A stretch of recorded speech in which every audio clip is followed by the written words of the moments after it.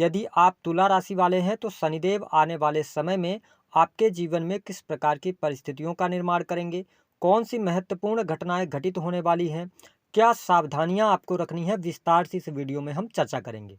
देखिए, तुला राशि वालों, शनिदेव 29 मार्च 2025 को कुंभ राशि से निकलकर मीन राशि में प्रवेश करेंगे। लेकिन उससे पहले जो आने वाले 45 दिन हैं, वो उसमें आपको शनिदेव किस प्रकार के प्रभाव देने वाले हैं, आज की इस वीडियो में इसी पर हम चर्चा करेंगे।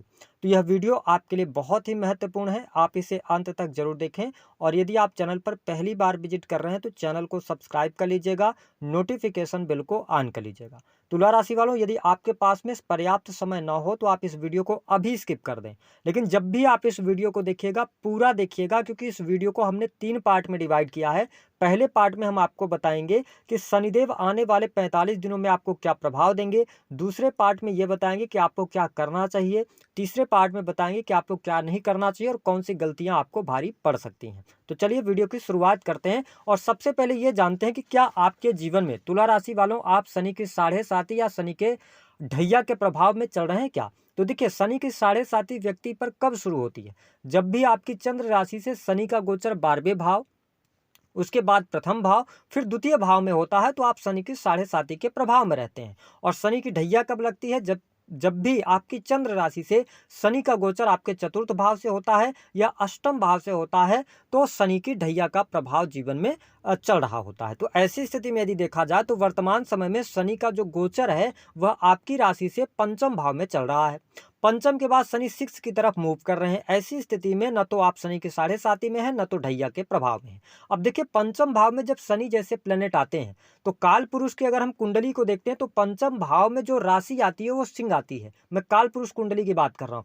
तो कहीं ना कहीं से जब पंचम भाव से शनि का गोचर होता है तो यह थोड़ा सा कष्टकारी व्यक्ति के लिए अवश्य होता है, क्योंकि शनि जो है ये कैरियर प्रोफेशन के कारक ग्रह माने गए हैं। तो तुला राशि वालों, आपने देखा होगा कि पिछले लगभग 2-2.5 वर्षों से कैरियर में जो उन्नति, जो सौभाग्य की प्राप्ति आपको होनी चाहिए, वो नहीं मिल पा रही थी। भाग्य का सहयोग आपको नहीं मिल रहा था और कैरियर में उतार चढ़ाव की स्थितियों के साथ आप लगातार आगे बढ़ रहे थे। लेकिन यहां पर अब शनिदेव जब मीन राशि की तरफ अग्रसर हैं तो ऐसी स्थिति में यह समय इस तुला राशि वाले जो स्टूडेंट हैं, विद्यार्थी हैं, उनके लिए बहुत ही शानदार रहेगा। आप देखेंगे कि आने वाले जो 45 दिन हैं, 29 मार्च 2025 से पहले पहले यदि आप किसी भी प्रकार के कॉम्पिटिटिव एग्जाम की तरफ अग्रसर हैं, कोई भी आप कॉम्पिटिटिव एग्जाम देना चाहते हैं, स्टूडेंट हैं, विद्यार्थी हैं, तो यह समय आपके लिए अच्छा है। आपकी पढ़ाई लिखाई के लिए काफ़ी शानदार रहने वाला है।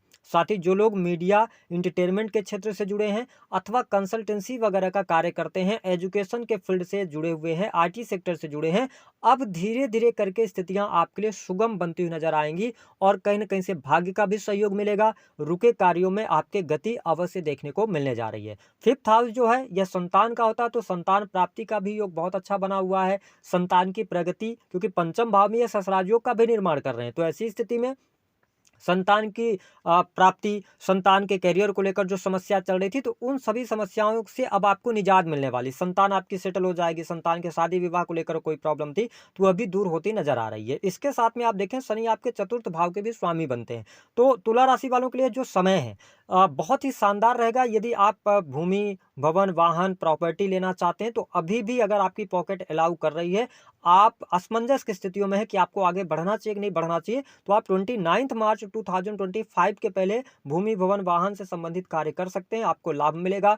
जो लोग होटल, रेस्टोरेंट, साथ ही ऐसे किसी कार्य क्षेत्र से जुड़े हैं जो कि कंस्ट्रक्शन लाइन का है, ठेकेदारी के काम हो गए, साथ ही अगर आप रेंटल इनकम वगैरह प्राप्त करते हैं, तो अब जाके स्थितियां आपके लिए बेटर होती नजर आ रही हैं, आपको लाभ मिलना शुरू हो जाएगा। लेकिन देखिए, शनि की दृष्टि जहां पर पड़ती है, ज्यादातर मामलों में शनि की दृष्टि अच्छी नहीं होती है, क्योंकि शनि की दृष्टि जिस भाव पर या जिस राशि पर पड़ती है वहां पर वो नाश करते हैं। ऐसी स्थिति में क्या है कि आपके जीवन में अगर देखें तो शनि की दृष्टि, तीसरी दृष्टि आपके 7th हाउस पर है। तो आपने ये महसूस किया होगा कि अगर आप मैरिटल लाइफ के अंदर हैं, वैवाहिक जीवन में आप हैं, तो आपको अपने रिश्ते को बनाए रखने के लिए काफी मेहनत करनी पड़ रही थी। पति पत्नी के बीच में वाद विवाद अथवा जीवन साथी की हेल्थ को लेकर समस्याएं चल रही थी। लेकिन अब शनिदेव जब 6 हाउस की तरफ जा रहे हैं तो अब धीरे-धीरे करके आपको शुभता मिलनी शुरू हो जाएगी। वैवाहिक जीवन, दाम्पत्य जीवन में अनुकूलता आपको देखने को मिल जाएगी, ठीक है? अगर विवाह से संबंधित कोई बात नहीं बन पा रही थी, तो कहीं न कहीं से अब आप आगे बढ़ेंगे। लेकिन पार्टनरशिप अभी आपको नहीं करना चाहिए। यदि आप किसी भी प्रकार के बड़े कार्य व्यवसाय की शुरुआत करना चाहते हैं, आप बहुत बड़ा निवेश करना चाहते हैं, अपनी फैक्ट्री, इंडस्ट्री, किसी भी प्रकार के किसी नए कार्य में आप प्रवेश करना चाहते हैं, तो अभी थोड़ा पेशेंस रखिए। अभी शनि की दृष्टि का प्रभाव है, तो नो डाउट शनि की तीसरी दृष्टि ये बताती है कि जहां पर पड़ रही है उस भाव से रिलेटेड चीजों को लेकर, उस भाव से रिलेटेड संबंधों को लेकर अगर आपको बनाए रखना है तो आपको मेहनत बहुत ज्यादा, एफर्ट्स बहुत ज्यादा डालने पड़ेंगे। तो यहाँ पर अगर देखा जाए तो पहले से अगर आप पार्टनरशिप में हैं, पार्टनरशिप में प्रॉब्लम चल रही थी, छोटी मोटी तकरार थी, तो अभी वह जारी रह सकती है। लेकिन 29 मार्च के बाद ही आपको बिजनेस व्यापार में तरक्की मिलनी शुरू होगी। जो तुला राशि वाले हैं, जैसे कॉस्मेटिक से जुड़े कार्य करते हैं, जमीन प्रॉपर्टी की खरीद बिक्री का काम करते हैं, तो कुछ आपके पेंडिंग जो पड़े हुए कार्य हैं उसमें गति आ सकती है, उसको आप आगे बढ़ा सकते हैं। इसके साथ में देखें कि शनि की जो दृष्टि का प्रभाव है, 7वीं दृष्टि आपके लाभ भाव पर पड़ रही थी, तो कहीं ना कहीं से आपके लाभ में कमी आ गई। आप की जो इच्छाएं थी, इच्छा पूर्ति तो हो रही थी लेकिन बहुत लंबे समय बाद हो रही थी। आपके इनकम में कमी आई, ठीक है। जो लोग सोशल मीडिया के माध्यम से कार्य करते हैं, सोशल सर्कल से जुड़े हुए हैं, कंटेंट क्रिएशन का काम करते हैं, तो आपको स्थिरता प्राप्त हुई थी। बहुत तेजी के साथ में आप आगे नहीं बढ़ पा रहे थे। हालांकि अगर देखा जाए तो काल पुरुष की कुंडली के अनुसार 11वां भाव भी शनि को माना जाता है, शनि का माना जाता है। तो कहीं ना कहीं से कुछ चीजें आपके लिए पॉजिटिव रहे, ऐसा नहीं रहा कि बहुत ज्यादा निगेटिविटी का सामना करना पड़ा। धन आता रहा लेकिन बल्क में आपके पास धन नहीं आया, तो ये स्थिति थी। लेकिन अब आपके पास में रुका हुआ, फंसा हुआ पैसे के लिए आप प्रयास कर सकते हैं।